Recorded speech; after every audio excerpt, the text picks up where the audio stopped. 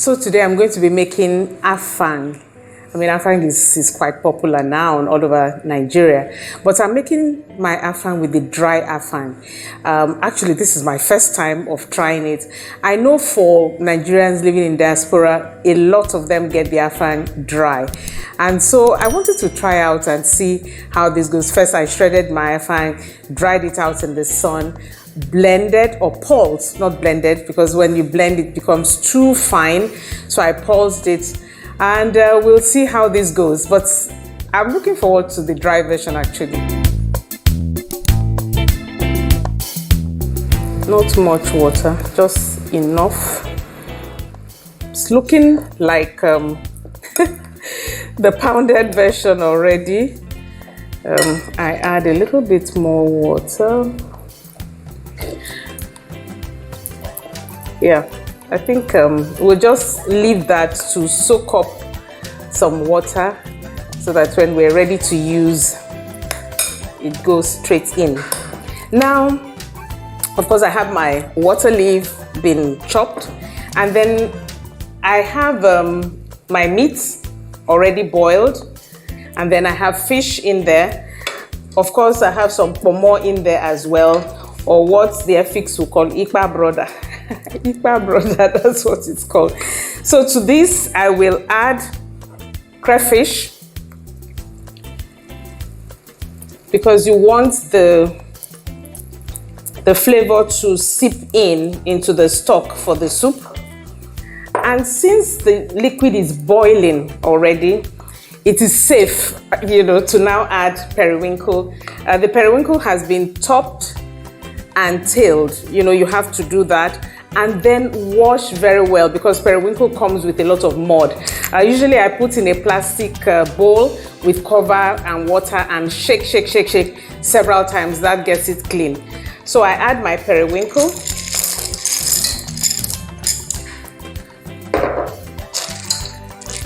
Get it into the stock.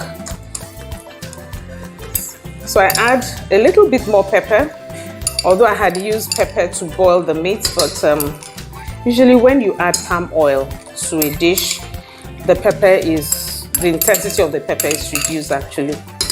So that is there. I stir, and we allow this to cook for a bit, just so that the periwinkle is cooked through.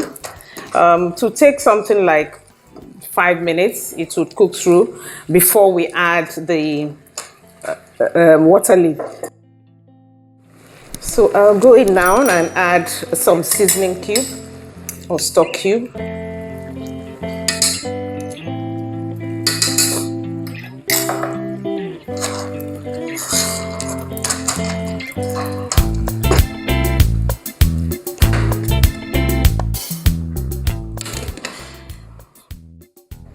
So next we add the palm oil.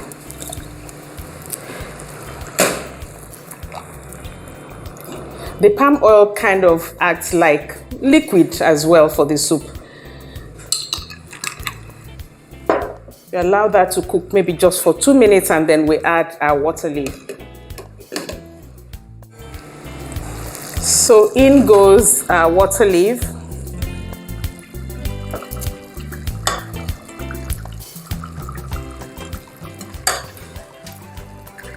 You have to cut the water leaf into tiny shreds. So when the soup is ready, you have a more homogeneous vegetable mix. You stir not too much, because water leaf, when you stir too much, it could become slimy. So it's just enough for it to sink into the soup. And then I add some prawns just for some kicks and color. And I'm adding at this point because you don't want to overcook the prawn. So that's it. I'll just leave this to boil, and the vegetable would wilt before we go to the afang. So we're almost ready for the afang leaves.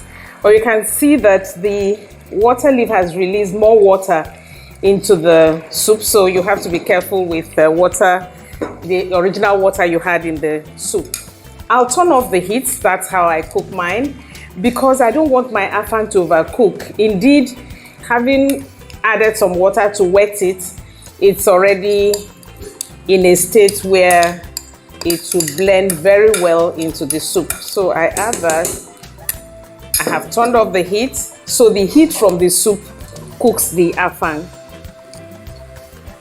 Isn't that luscious? I mean, the color is actually like fresh afang. Look, electricity is not constant in a lot of places in Nigeria, and so if you buy your afang, you can easily sun dry quickly, pulse, and store up in your freezer for use when you want to. As you can see, this, it's very difficult to tell whether I started with the fresh afang or the dry afang.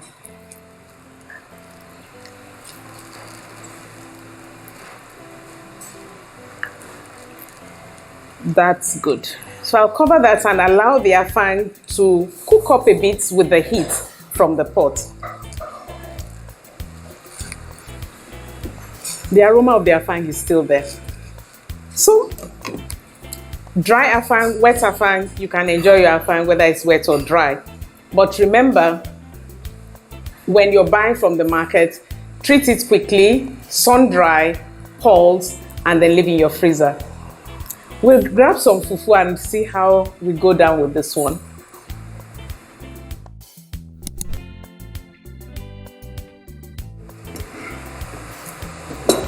So we'll dish now. Like I said, you know, to keep that color green, you don't overcook your afang. So I have some smoked fish, I have some prawn, I have some ikpa broda, and some beef. You can cook this with goat meat, by the way. It's also nice. So you have the goat meat flavor and the afang flavor in the dish. So let me tuck in. I'll start with using a fork first, and then might consider washing my hands to do real justice. But let me try with this, and just to see how the soup tastes like.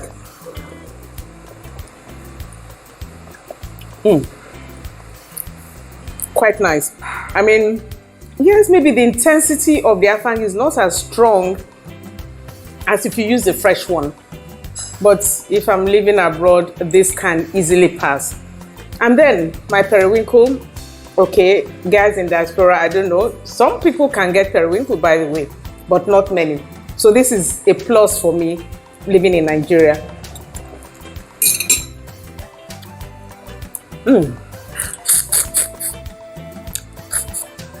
When you try the front and it does not come out, you go to the back, you soak a bit, come back to the front, and it's out. And I take out the cap, like so. That's how to eat periwinkle. Should I continue? Yes.